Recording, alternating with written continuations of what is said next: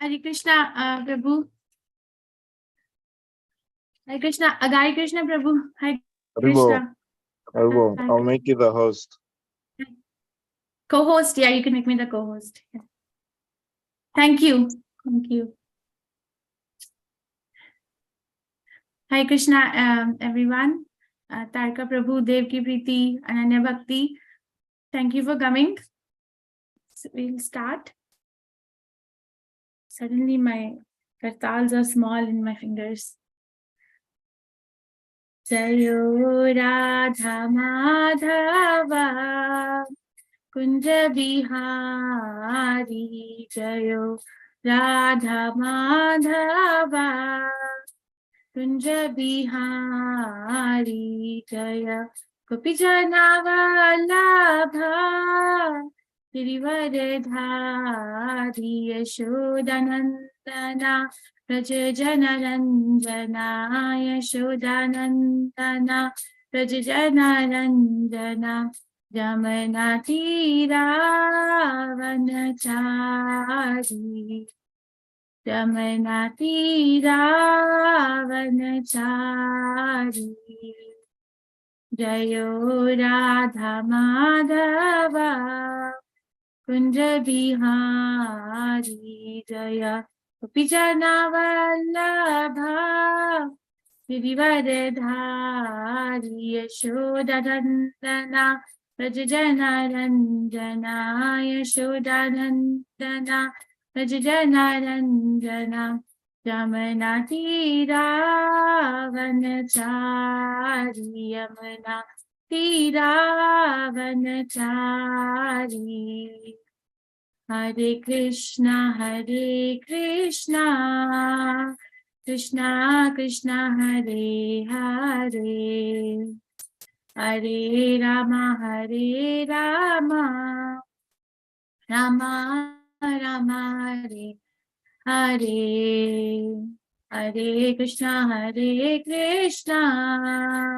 Krishna Krishna Hare Hare Hare Rama Rama Rama Hare Hare Hare Krishna Krishna Krishna Hare Hare Hare Rama Rama Rama Hare Hare Hare Krishna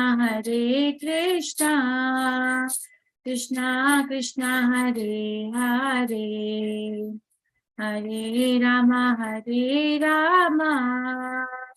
Rama Rama Hare Hare Jayo Radha Damodar Shri Radhe Jayo Lalita Vishakha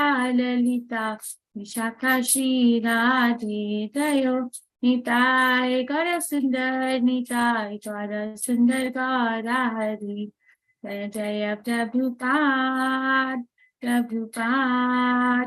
Prabhupada Jaya Jaya Prabhupada Nitai Gaura Hari Bol Gaura Hari Bol. Hey, thank you for coming, everyone. My name is Prema-Kisori, Devi Dasi. So I have been asked to take the class. So let's start the class. Thank you, Dharka Prabhu, for sharing the verse. I'll just share my screen. Om Namo Bhagavate Vasudevaya. Om Namo Bhagavate Vasudevaya. Om Namo Bhagavate Vasudevaya.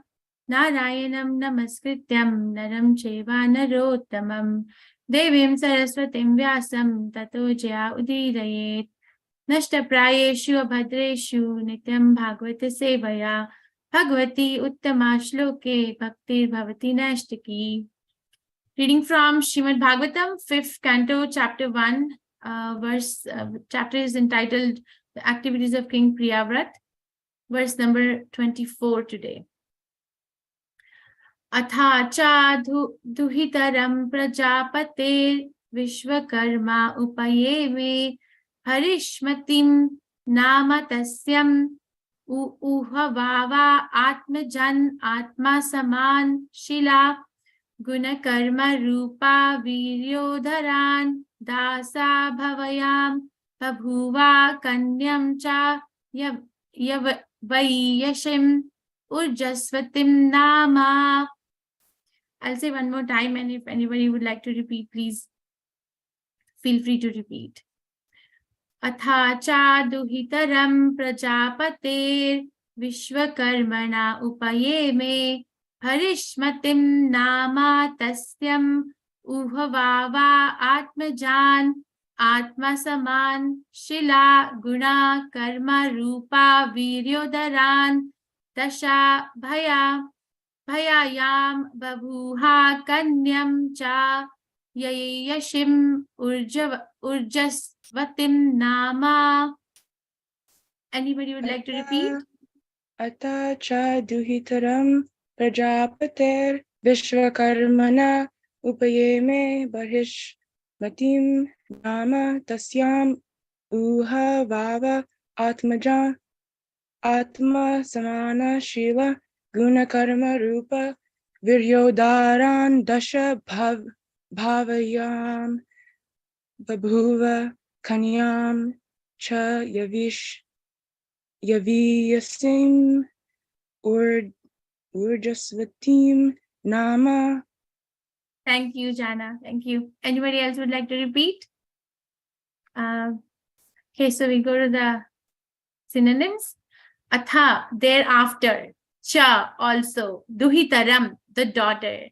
Prajapatehe, of one of the Prajapatis entrusted with increasing population. Vishwakarmaha, named Vishwakarma. Upayeme, married. Bharishmati, nama, named. Tasyam, in her. Uha, as it is celebrated. Vava, wonderful. Atmajan, sons. Atma saman, exactly equal to him. Shila, character. Guna, quality. Karma, activities. Rupa, beauty.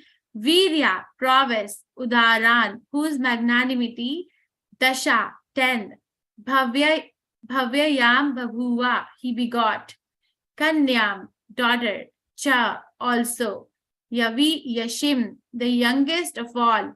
Urjasvati, Nama, named. Translation by His Divine Grace, Srila Prabhupada ki jai.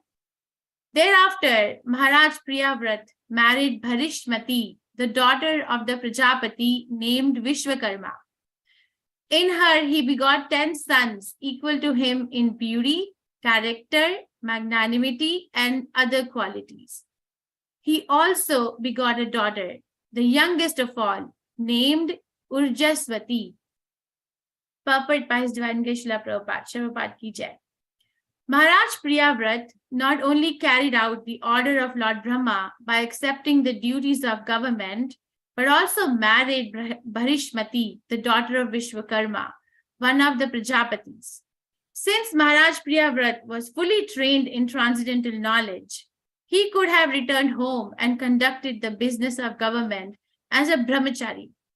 Instead, however, when he returned to household life, he accepted a wife also. The principle is that when one becomes a grihastha, he must live perfectly in that order, which means he must live peacefully with a wife and children. When Chaitanya Mahaprabhu's first wife died, his mother requested him to marry for a second time. He was 20 years old and was going to take sannyas at the age of 24. Yet, by the request of his mother, he married. As long as I am in household life, he told his mother, I must have a wife. For household life does not mean staying in a house. Real household life means living in a house with a wife. 3 words in this verse are very significant. Uhavava. These words are used to express wonder. Priyavrata Maharaj had taken a vow of renunciation. But accepting a wife and begetting children have nothing to do with the path of renunciation. These are activities on the path of enjoyment.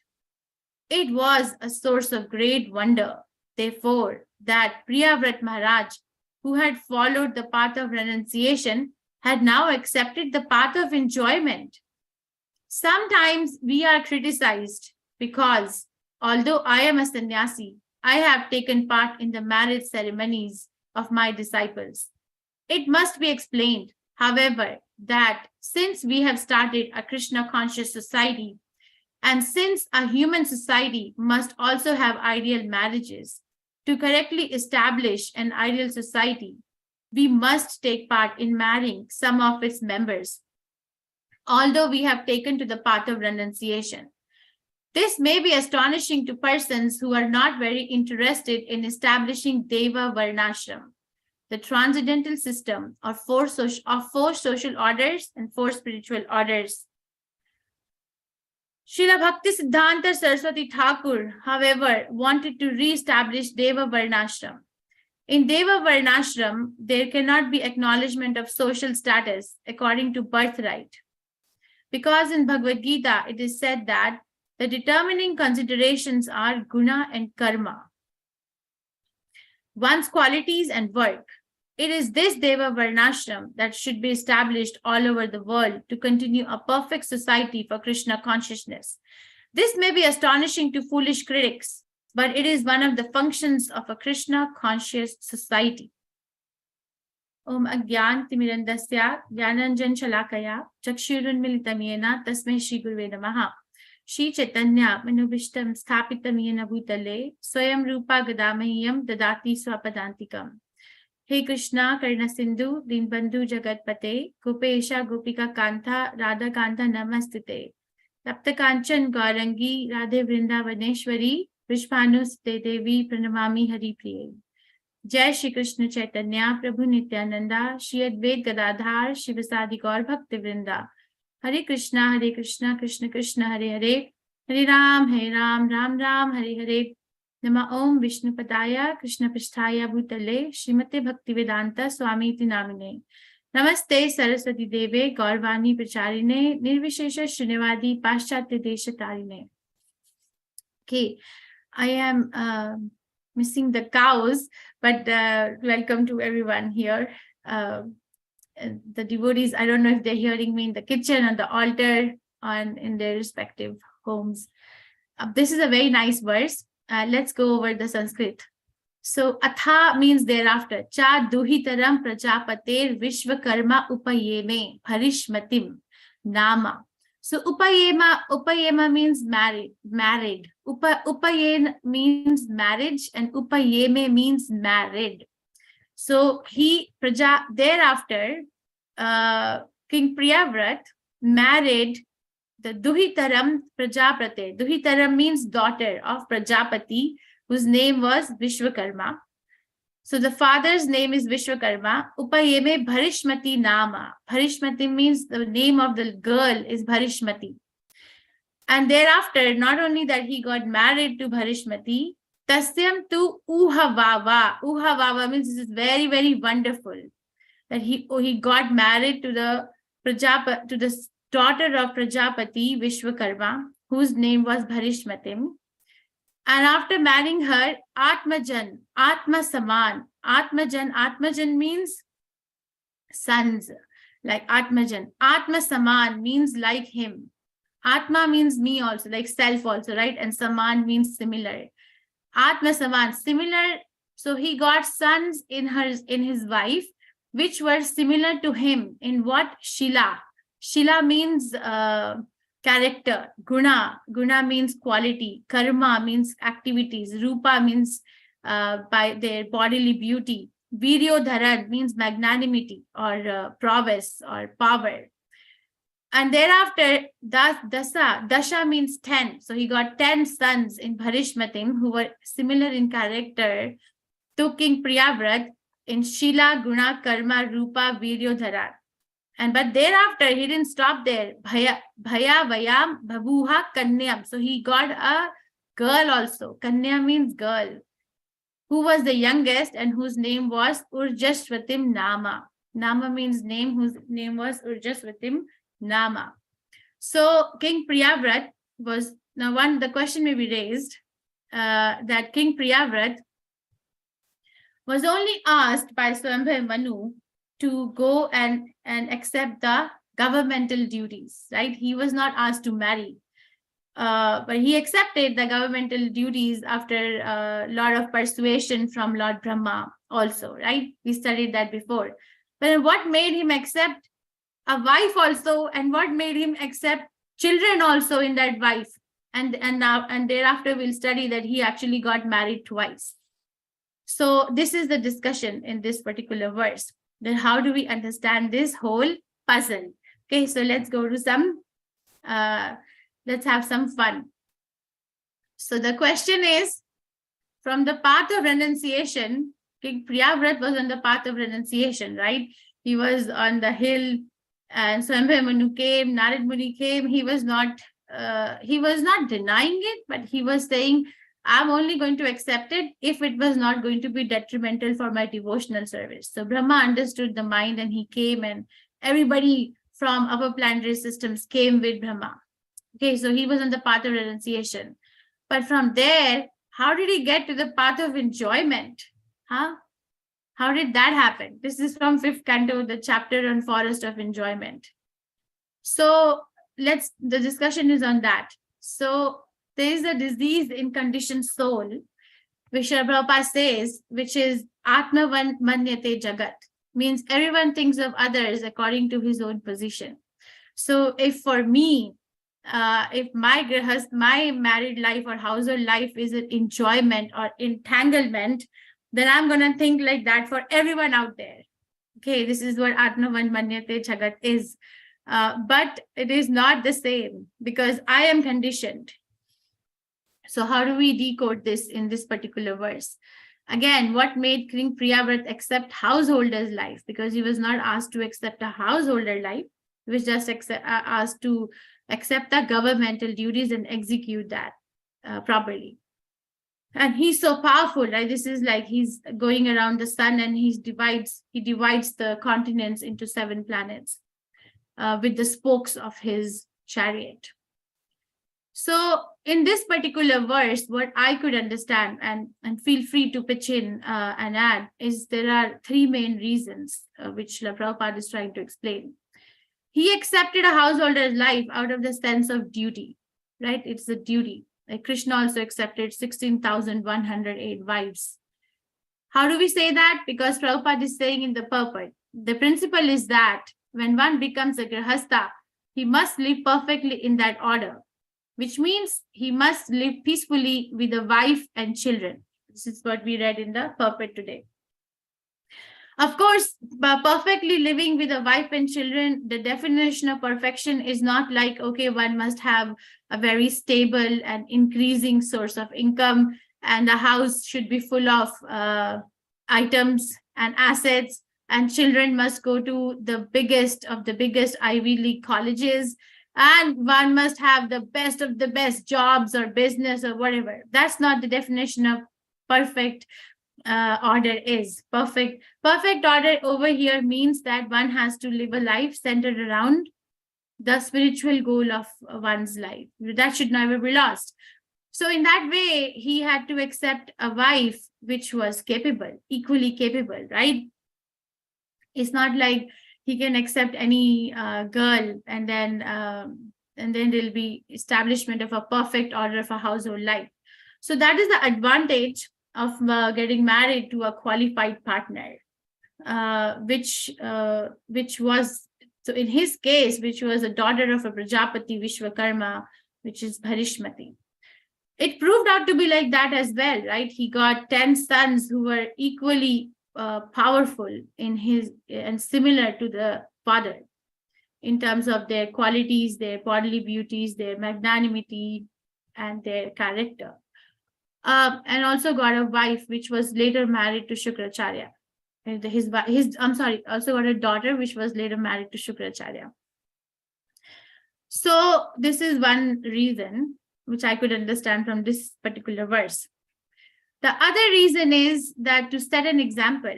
King Priyavrata he knew that he's in a leadership position. So to be a perfect leader, one needs to set a perfect example. Because I was discussing this with one of my Siksha gurus actually today morning, that in Mayapur congregation, this is an interesting ratio, which I got to know only today at 5 a.m. when I got a call from India, that Mayapur, the core team consists of 8,000 congregation members, the core. I mean, there are so many of them, but the core. And interestingly, 500 are brahmacharis and 7,500 are grihastas. So the ratio comes out to be 1:50. Okay, so 1 brahmachari and 15 grihastas. So 500 brahmacharis and 7,500 grihastha families are there who are running the core functions of the entire establishment. So there are going to be grihasthas. There are going to be devotees who are going to enter into grihasthashrams. So King Priyavrata is setting an example. Krishna says it himself in Bhagavad Gita, 3rd chapter, verse 21. Yad yad acharati shreshtas tat tat evataro janaha. Sayat paramam kurute lokas tad anuvartate. So whatever action a great man performs, common men follow. And whatever standards he set by exemplary acts, all the world pursues. Right? So if King Priyavrata is setting a perfect example of a perfect grihastha life centered around Krishna consciousness, which means one needs to have a wife and children. And children must be of the perfect example of a perfect father, means the devotee of Krishna. Okay, now we may say that, oh, having children is also an expression of a sense gratification. Well, we are conditioned like that. For many, many reasons. We get knowledge by observing around us. We get knowledge by reading or by introspection. And we also get knowledge by doing things, right? So we are living at present, unfortunately, in a society where majority of the people are getting married, either and they have children, but the children are not. They are not devotees, they're not leading. So we are made to believe that this is the reality, right? In medicine, actually in the world of psychology and psychiatry, there is a big paradigm which says that, okay, if I want to make you believe something, then how many times do I have to actually bring that example or bring that advertisement in front of your eyes, so that your mind starts to believe that this is the reality and this is what I need. Okay, so for example, there are so many advertisements. The model of advertisements is based on that. So for example, if a woman has to made to believe that she needs mascara. Okay, this is a very, very simple example. She needs a mascara to make her eyes look glamorous and worthy, because without mascara, they are unworthy. So a 60-second or maybe a 20-second ad has to be played for how many times? At least 5 times a day, every day for 30 days. Okay, so that's the ratio that they come up with. That, okay, if our brain gets stimulated with this particular notion so many times, we believe that this is what I need. Okay? So like that, what I'm trying to say, connecting the dots, that over here, what society that we are living in, we are made to believe that marrying means sense gratification, because that's what we are looking around us. Okay, that's what we are, our psychological, or the part of the brain which makes us believe, is called amygdala. Okay, so amygdala is now programmed to believe for that. But that's not correct, because our knowledge is acquired from Guru, Sadhu, and Shastra principle. And King Priyavrata is one of the Sadhu or even Guru, and also living the Shastras. So he's setting an example that, wait a minute, that's not what we are doing here. We are actually setting an example how to lead a ideal grihastha life as a service to the Supreme Personality of Godhead. Krishna himself brings up these qualities. We don't have to go through the whole verse, but Bhagavad Gita, chapter 10, verse 4 to 5. There are 15 qualities which Krishna, the Supreme Personality of Godhead himself mentions, which are divine. Okay, which makes one ready to understand Krishna's vibhutis or his opulences. The chapter name is Opulences of the Absolute, right? So the key qualities which I want to mention in this particular context are Dhamma and Samaha. Okay, he mentions 15 of them, but Dhamma and Samaha are two qualities which are of our interest to me right now. So Dhamma and Samaha means what? Okay, so I'll go directly to Dhamma and Samaha. He's saying so many things: intelligence, buddhir, jnanam, asammoha, kshama. And then he says satyam, and then he says control of the senses. So Dhamma means control of the senses. If I may please draw your attention to number 6, box number 6, which means senses should not be used for unnecessary personal enjoyment. Krishna likes it. He's saying it. He likes it. If we actually do this, we have a quality of Dhamma. And Samaha means control of the mind, which means restrain the mind from unnecessary thoughts like money. Power of thought should be developed in association with Guru, Sadhu, and Shastra. So when one is in a Grihastha ashram, one can really nurture these two qualities. If somebody is situated in Brahmachari ashram, yes, they can also nurture these qualities, but the real fragrance and real blossoming of these qualities come out when one is established in a Grihastha ashram, not Grahameti. Okay, so Krishna likes it, so he's setting an example and he's living the life of Dhamma and Samaha, King Priyavrata, and Sukha Dukkham, happiness and distress. The third reason, so far what we discussed, the question I brought up to the assembly here is that what made King Priyavrata accept a householder life? He's in the path of renunciation and now he's in the path of enjoyment. So we discussed that we actually look at the other person as we are, or I am, as a conditioned soul, which is Atmavan Manyate Jagat. But if we look through the eyes of Guru, Sadhu, and Shastra principle, then that's not what is happening here. So the number one point was that he is doing it to what was the notion I used? I forgot.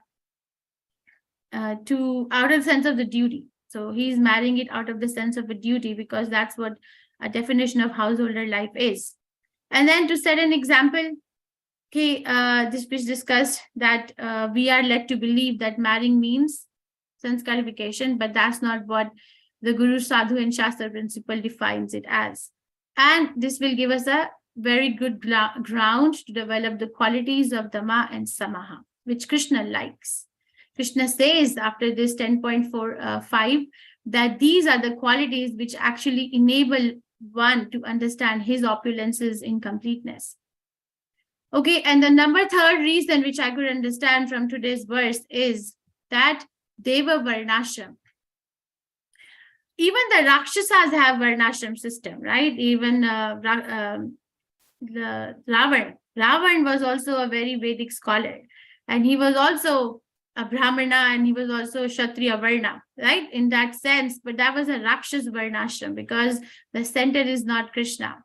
Deva Varnashram is where the center is the Supreme Personality of Godhead, or Deva means demigod. So the establishment of 4 Varnas and 4 ashrams, which is based on the higher spiritual order. So in verse 413 of Bhagavad Gita, the chapter named Transcendental Knowledge, Krishna elaborates it, that Krishna himself creates Varnashram Dharma so people can purify themselves. How? He says Varnashram Dharma, which is actually discussed in this particular purport as well, is based on guna and karma. It's not by birth. Okay, it's not by birth that, okay, I'm born to a Brahmana father, so I'm Brahmana by birth. I have a better chance of becoming Brahmanical, having Brahmanical qualities, but there's nothing by birth. Who is the creator? The Supreme Personality of Godhead himself is the creator. And what is he doing? That Krishna does not belong to any of these classes, but because he's the creator and not a conditioned soul. So Brahmanas are in the mode of goodness, Kshatriya mode of passion, Vaishya is mixed of mode of passion and ignorance, and Shudra is in the mode of ignorance. So all these four varnas are created: Brahmana, Kshatriya, Vaishya, and Shudra. Varna means occupation. Ashram means ashram or spiritual order. So Krishna himself explained the purpose of this system, which King Priyavrata in this particular verse is living. The purpose of this system is to elevate from animal status to human status of life. So people can purify themselves by regulating desires. And the process of purification for one whose material desire inhibits him from directly approaching Krishna. So there's a purification. Everywhere there's purification of the desires. We are not suppressing the desires or repressing the desires, but purifying the desires, and the whole system is Varnashram Dharma. And what is the aim? The aim is to systematically develop Krishna consciousness. So King Priyavrata is actually showing us by his example that how one can do this. Okay. Even Krishna shows us, like in his life, with the pastimes that he left for us to meditate on. He showed a Brahman, he was a Kshatriya, then he was a Vaishya, and then he also acted as a Shudra. No one is discarded. Okay, so this is about King Priyavrata, but the later part of the Prabhupada, Srila Prabhupada talks about him, that how much paradox is he in, that he is sometimes criticized that he's a sannyasi, but he's carrying out the wedding ceremonies of his disciples. So, little bit about Srila Prabhupada. So, this Srila Prabhupada, so this is all wonderful, right? Uha Vava is used in this context of, oh, this is wonderful that King Priyavrata was on the path of renunciation, but he accepted the path of enjoyment. Uha Vava, how wonderful it is. So Srila Prabhupada's life is also uha vava for us. Like, but just think for a second that how we are, how Srimad Bhagavatam in our hands, given to us by Srila Prabhupada, is using this word uha vava in context of King Priyavrata. But imagine if the demigods are reading their Srimad Bhagavatam, and then the pastime of Srila Prabhupada comes. This pure devotee on planet Earth did this. So I'm sure that they must be writing this for Srila Prabhupada there. Uha Vava. Right? This is Srila Prabhupada's, this is outside Boston, ISKCON on 2015 on the 50th ceremony of Prabhupada's arrival to America. This is a brass statue. It's made by a devotee in Russia, and she actually sent it. I was there when this was unveiled. So how glamorous it is that a sannyasi comes crossing the seas and actually comes to a place where he has to undergo so many tribulations. Uha Vava. It's not something which is less than a magical scenario. Like Srila Prabhupada, when he came to America, he lived in the house of this Indian Gopal Agarwal, right, who was married to American lady, Sally Agarwal, I think her name was. So Prabhupada is a sannyasi, the pure devotee, author of so much of transcendental literature, but he was living in the living room of that family. And he was cooking in their kitchen. And he was cooking not only he was cooking for the whole family, in fact. And after some time, he was moved to a hostel in YMCA. He would still come to their house in the evening, but he was moved because they were not very rich people, right? And then Prabhupada then moved to Manhattan, the downtown, where he was living with this LSD addict, David. Right?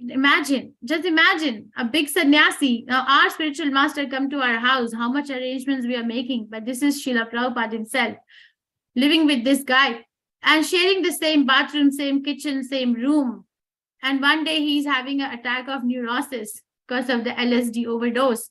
and he is acting like a madman, and he could have done anything to Srila Prabhupada. And then he moves to Carl's house, the African-American gentleman who was very nice. But there also Srila Prabhupada was sharing everything with him and his wife and their cats and dogs. So much tribulations Srila Prabhupada went. Okay, this is this is one sannyasi. Then we have another example from Matha. I don't know if you know about this Madhvacharya Math in India, Udupi Krishna. So one of their sannyasis crossed the ocean. Now they're very strict. If somebody crosses the ocean being on sannyas order, they actually retract that order from that person. And they actually bring that person down from their position, because in their cult, no sannyasi can cross the ocean. This particular person, this was a huge havoc in India a few years ago, that this particular sannyasi came to the Western world and he went back. So Udupi Math was not accepting him at the same level.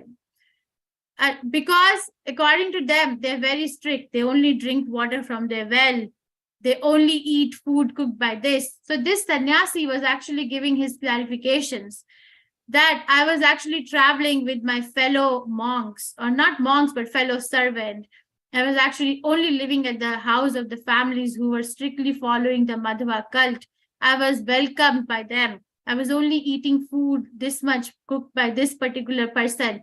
So much, so media coverage, so much was there. They still did not accept. Still did not accept. And here we have Srila Prabhupada, who has actually done everything for us. This is wonderful. Uha Vava.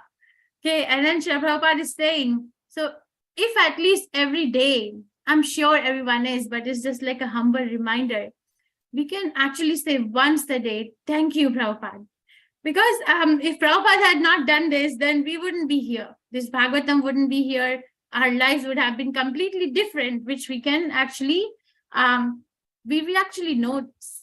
Okay, so this is not less than a wonder. So Srila Prabhupada is saying that for the establishment of a society, because society does not mean only brahmachari or only vanaprastha or only sannyasis. Society means that everyone is welcome from all walks of life, right? We are living in a society. Are we not going to the market and buying fruits and vegetables from people? Are we not going to the hospital? Are we not going to the pharmacy? Are we not going to the shopping? Are we not going to the car place? Are we not going to the gas station? We need each other. It's a need. So Prabhupada is trying to establish a society in a broader term. Said, I have to do this. I have to take part in the marriage ceremonies of my disciples so that they can actually establish a Deva Varnashram. Because the other part of the society is completely blindfolded with that aspect of one's existence. So there has to be one leader, like Srila Prabhupada, who actually can give us training and Grihastha life. Okay, so Vaishnava Kriya Mudra Vigyenaha na Bhujyaha. Chaitanya Chaitamrita says that even a very intelligent man cannot understand the activities of a pure Vaishnava. So when Prabhupada's article came out, stay high forever and never come down. So if a person is not a Vaishnava, I cannot understand. There's no way we can understand that how a sannyasi can say like this, stay high forever. Okay. So just to summarize, bringing back the verse, that thereafter Maharaj Priyavrata married Bharishmati, the daughter of the Prajapati named Vishwakarma. In her, he begot 10 sons equal to him in beauty, character, magnanimity, and other qualities. He also begot a daughter, the youngest of all, named Urjasvati. So I have tried to explain or give what I could understand from this particular verse, that it is a wonderful thing that he was on the path of renunciation, but he accepted the path of enjoyment. But did he accept a path of enjoyment?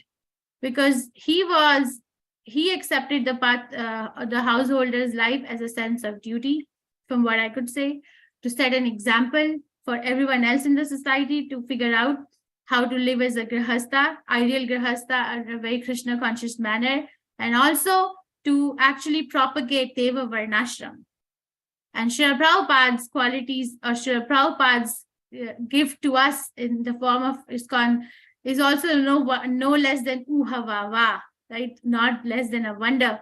Because Srila Prabhupada took so many tribulations. He is established in a sannyas order of life. Actually, highest sannyas order of life, right? Parivragacharya. There are 4 orders of sannyas ashram. Srila Prabhupada was Paramhans Parivragacharya, right? So, but he's taking part of this grahastha, which is way down, marrying people. But it's needed. It's needed because we have an order. He said, I'm doing it because I have an order of my spiritual master. He wanted the name of Krishna to be spread, the name of Chaitanya Mahaprabhu to be spread in the Western countries. So I am doing this. Okay. I open up for any questions, comments, criticisms, or clarifications, corrections, reflections, realizations.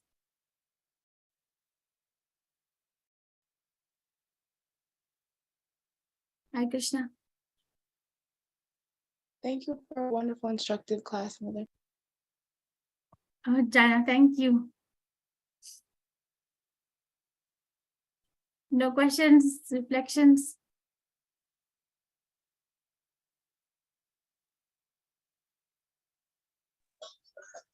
Haribol. Hi, Krishna, Guy Krishna Prabhu. Your class was Havaha. It was a great wonder. Thank you so much. Thank you, Guy Krishna Prabhu. My question relates to 10 sons. Yes. I do know even in the marriage ceremony, the classic Vedic ceremony, there's also a statement made, I think, where they are blessing the bride that she should also beget 10 sons like Krishna. So why is this number significant? Why is all grihastas, when they unite, why are they being encouraged to beget particularly 10 sons? Oh. I don't know. I don't know why particular 10 sons. Does anyone know? Tarka Prabhu, any other devotee could take this question? Sarvatna Prabhu, Jagannath Pandit, Krishna Prabhu. I couldn't hear that question clearly. Aghari Krishna Prabhu is asking that what is the significance of having 10 sons? Because 10 sons, he's saying that in a Vedic wedding ceremony, a bride is specifically blessed to have 10 sons like Krishna had from each of his wives. So what is the significance of the number 10 as sons? I have no idea. I don't know, Aghari Krishna Prabhu, but good question. I can ask my Guru Maharaj and get back if that's okay with you.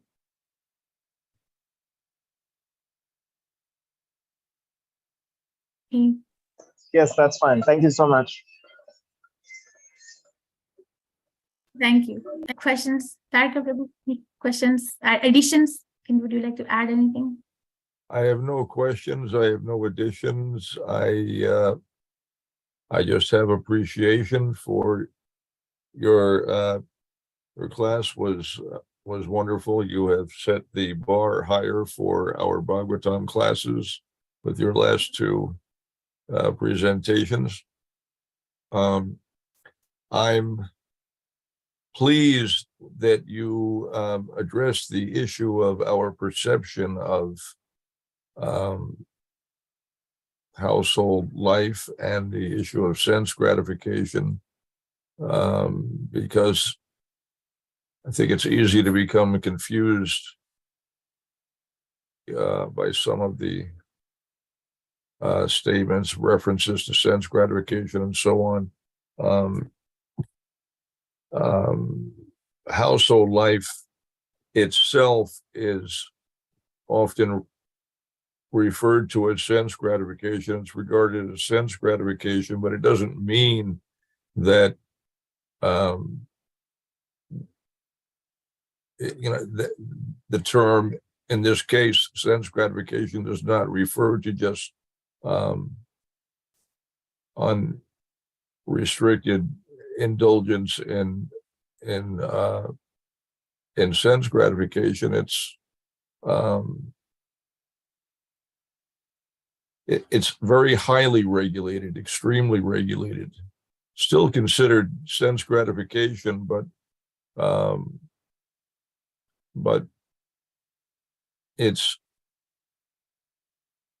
is only within the parameters of devotional service, authorized devotional service.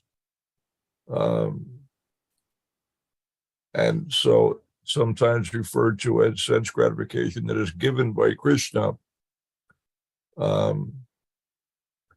but always executed for the purpose of pleasing Krishna, not for our own personal gratification.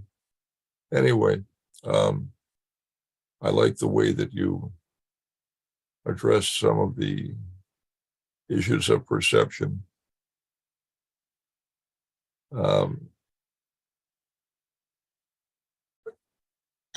Not always able to hear things very clearly.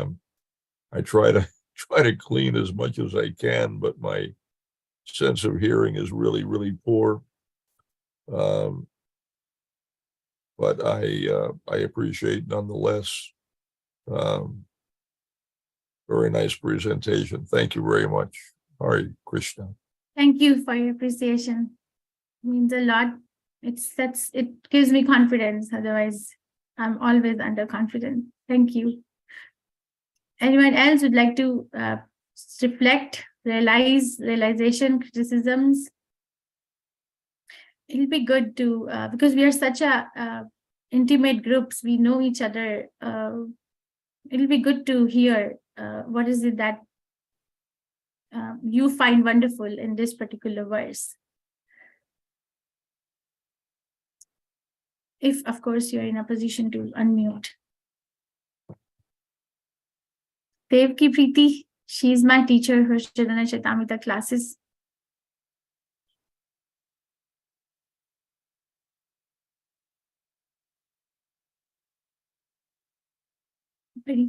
Sarvatma Prabhu.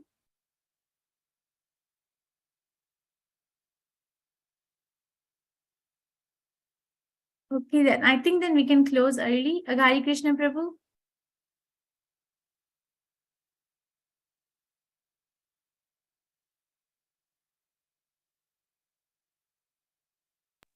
What is your request? If there is no question, clarifications, or anything, then maybe we can close early, if that's what I'm asking. Oh, you mean to end the class? Yeah, I can make you the host. Oh, yeah. I mean, No one is talking. Taraka Prabhu usually likes to, continue. So if you'd like to read something, that you find inspirational, you can continue until the deity is open. But if you have to go, then you have to go. No, I don't have to go. Okay. Okay. Maybe I should bring up this discussion. So we need to, I'm not like trying to put a demand here, but it's a request because this is a very important chapter, which is filled with all the nitty-gritty, small things which we want to like not talk about. Like, okay, if somebody's going down to accept a wife, that just doesn't mean that, oh, this person is going to become a sense enjoyer now. Oh, this person is going to move out of the temple now. Oh, this person is going to get a job now. Oh my goodness, this person is gone now. So I would like to like appreciate and hear that what is your reflection, especially from the devotees who have lived their life in Krishna consciousness. Sarvatma Prabhu, Divya, Mataji, Jagannath Pandit Prabhu. It'll be very nice if you can shed some light for us.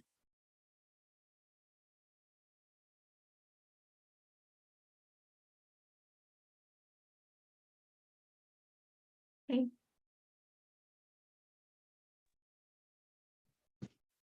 Hare Krishna. Hare Krishna, Prabhu. I'll have to go back and hear the class again.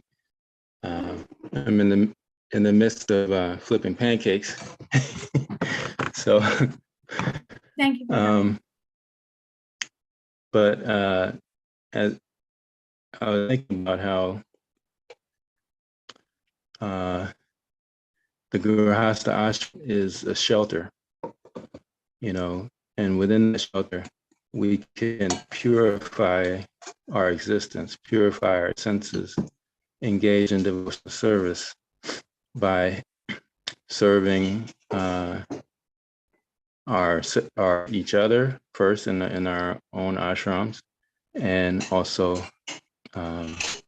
outside of our ashrams in many different ways. And service to Krishna is a state of consciousness, not always what actually is being done, because we can engage in all of our services that we do throughout the day and connect in relation to Krishna, meditating on Krishna and how I can serve devotees and serve others. So it's necessary, because what also happens is that whatever anarthas we have, whatever wonderful qualities we have, everything that we have, it is shown within the ashram, and we can assist each other in an intimate way in how to overcome these anarthas, so that we can serve more and more purely. So the Grihastha ashram is just that. It's a shelter to help purify our existence. So nice. And that's the whole theme of Grihastha Vision Team. Thank you. We need, thank you. Thank you, Jagannath Pandit Prabhu. Anyone else? Ananya Bhakti. I'll take the names now. Ananya Bhakti, Devi Preeti, Gita Nagri Eco Farm and Century. Chana said, Jiva Pandit Das Prabhu, Parmeshwari, and Saratna Prabhu.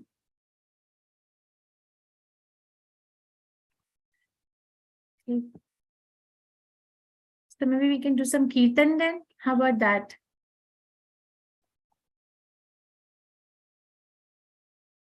Can you share more? What would you like me to share, Parmeshwari, if I may ask?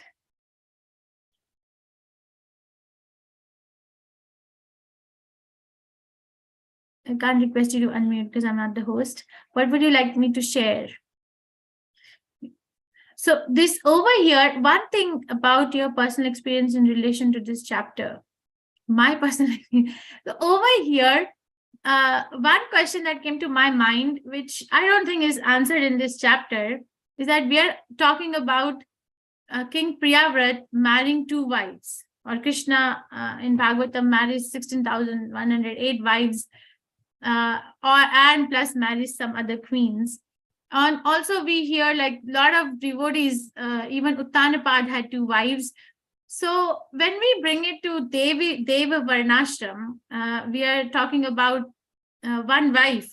So we are not even like bringing up the topic where the devotees have actually gotten divorced and married. Some of them have I'm not sure, but I know one devotee who has married like 4 times. So how do we bring that as a service to the Supreme Personality of Godhead? Okay, that's one thing which is still I have not received an answer yet, but I'm not criticizing that point of view, but I don't understand it perfectly. If you have some light to shed, that we're not even talking about that. And of course, in Kali Yuga, it is very difficult to find a person who has lived in a perfect householder life, even in the devotee community, right? Like we have either some of the devotees are married to another devotee and they are leading a very Krishna conscious life. But if we look at their history, like were they in an ideal household as young children, or are their children going to be like that? So there's always a crack somewhere. It's never a smooth topic or a smooth flow of relationships, or the constellation of relationships is not so smooth in Kali Yuga. So that's also one of the topics which I think we must discuss at some point, that how do we deal with that? Okay, and my personal experience in relation to this chapter is, what is my personal experience in relation to this chapter? It gives me more sense of appreciation for devotees who are in Grahastha life. It actually definitely gives me more sense of I appreciate their input a lot more after reading this than I was before. Okay, so for example, our temple president, Dhruva Prabhu, is married to Parijata, right? And we have so many, even in Gitanagari, we have how many brahmacharis? I don't even know now how many brahmacharis. I know Damodar Katha is a brahmachari so far, but I don't know but we have so many grihasthas. So we can actually develop the sense of appreciation even from our own community, that we have so many grihasthas running the services of Radha Damodar day in and day out collectively, or so many young boys who are desiring to enter a grihastha ashram, or contemplating whether I should or whether I should not. So this particular chapter or this particular pastime will definitely serve as, if heard and understood properly, I feel would definitely make one more clear about where do they want to go next. It is a practical application. Okay, there are definitely struggles in a married life. It's not because one has to deal with matters of money. The majority of the thing is this, because one has to deal with the matters of money. One has to go out and earn money. But how are we going to deal with that? Are we not going to do it just because of the fear? And I'm going to suppress my desire to have a family just because it's so difficult to go out and earn money? Or how are we going to actually balance our view or balance our life with service to the Supreme Personality of Godhead? Mother Urmila, when she was there in Gitanagari in August last year, I don't know what we were talking about, I don't exactly remember, but she told me to go and hear her seminars on inner view. Only 2 minutes are left, but inner view. So I went back and heard her seminars on inner view, which she had given in a few years back. So there she was bringing up this point again and again, that are we going to restrict our Krishna consciousness only to a certain varna and certain ashram? Is that Srila Prabhupada's vision? Because she gave example of Gainesville, Florida. Okay, I don't know, I have never been to Florida, but she said that in Gainesville, Florida, when the devotees on Ekadashi go out to shop in a shopping complex, it's labeled. There are labels there which says these fruits and vegetables are Ekadashi friendly. This item is grain free, so good for Ekadashi. So she said that, okay, don't we want devotees to be everywhere? Like imagine that you go to a USPS store and a person sitting there, instead of saying hi, how are you, says Hare Krishna. So how are you? How is your chanting going? Wouldn't we like that? Or if you go to a doctor and the doctor says, okay, Hare Krishna, please have a seat. Let's talk about your conditioned life. Okay, so won't be like that? Or you go in an airplane and they greet you with Hare Krishna. So we actually want devotees everywhere. And the grahasthas are capable of doing that. So because they're dealing with the outside world anyway. Or they're dealing with the outside world anyway. There is a very nice story from I think it is Ramanujacharya Sampradaya, which Radhanath Maharaj talks about, which actually is one of my favorite stories, which he tells. I'll only say until the DD is open. Ghai Krishna Prabhu, somebody will bring Radha Damodar in our vision. I think it's time.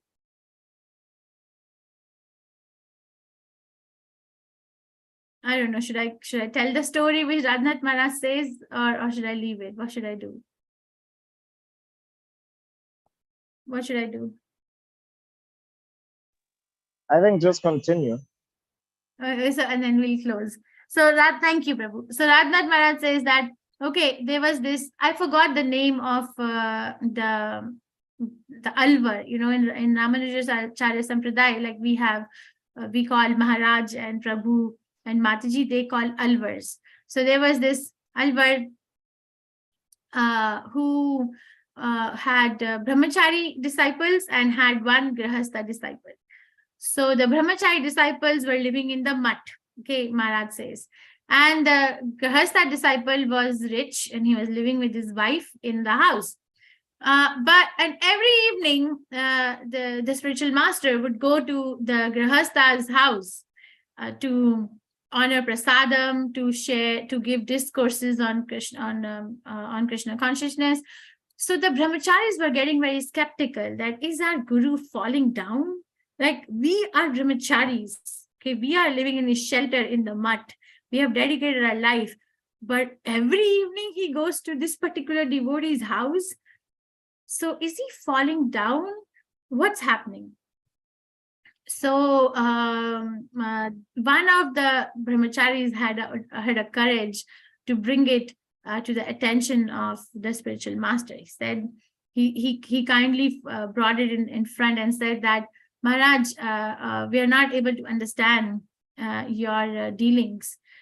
You're spending every evening in the house of this householder, and we are brahmacharis sitting in the mutt who have dedicated our 100% life to only following your instructions, and you're leaving us. Cannot understand. So there is a little bit of unrest amongst all of us in the mutt. So he said, okay, then do one thing. Then, this Alvar, the leader, sannyasi, he says, do one thing. Tomorrow, when you dry your clothes after shower, very menial, the towel or something like that. He told the brahmachari, after you dry your clothes, do one thing, just mix it up with the other clothes of the other brahmacharis. I'm paraphrasing. I'm not. It's not exactly what it is, but that's how. But the zest is the same. So don't just mix up you tie your clothes, you shower, you hang your towel. Don't hang it on the place where it is specified for you. Just hang it in any other place. Okay, and then we'll see what happens. So we couldn't understand that. What is this happening? What is this happening? What is this saying? Anyway, Guru Maharaj said that, okay, they did it. Next morning, he showered. He hung his towel at not the specified place for him to hang, but another place of another brahmachari specified for that particular person. And then, interestingly, the other brahmachari comes and finds his place to hang his cloth occupied by some other cloth. So he lost it. He got angry.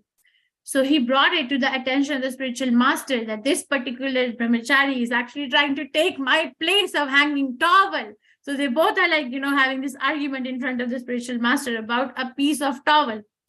All right. Then what happened in the evening? He said, the guru, the spiritual master, told the same disciple that do one thing. You go to this particular householder's life at midnight. And knock on his door, and when he opens the door, say that our spiritual master is in crisis. He needs a lot of wealth to be able to come out of this crisis.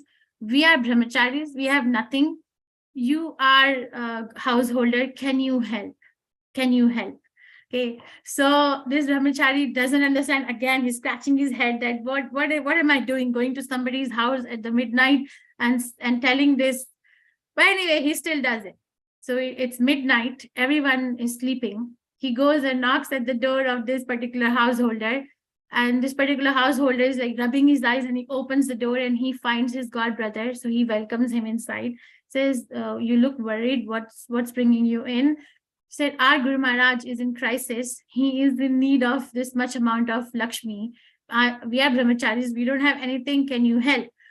So this householder actually goes in the room and wakes his sleeping wife up and says that every single piece of jewelry that's sitting in the house, you bring it out, because we have to help our spiritual master to come out of this crisis. He has sent his god brother to our house at this hour of the night.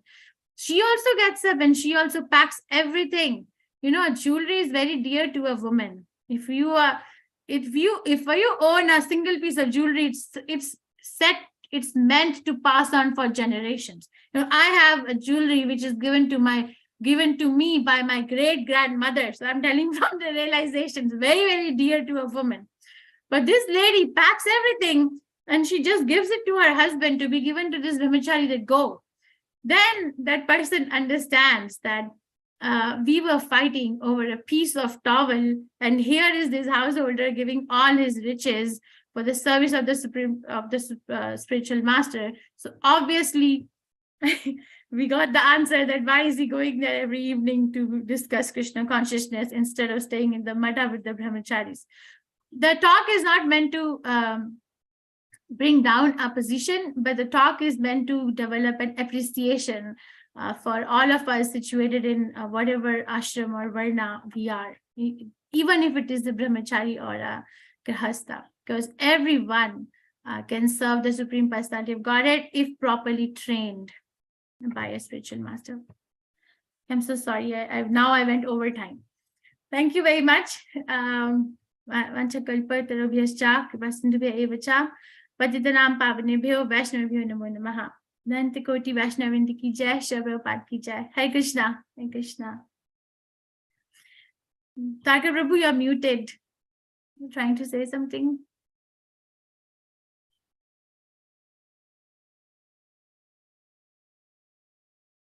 Just saying Hare Krishna. Hare Thank you. Krishna. Thank you. Hare Krishna. Hare. Thank you, Hare Saradna. Krishna. Thank you for giving me the chance. Hare Krishna.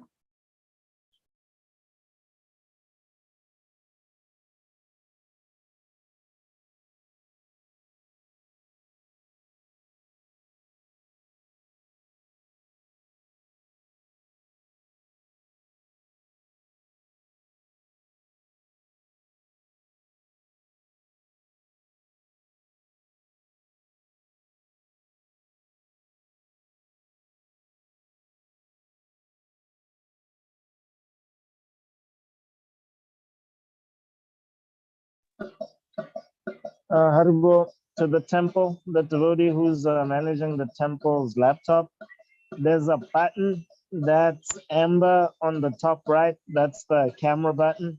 Just press that and it'll open the camera.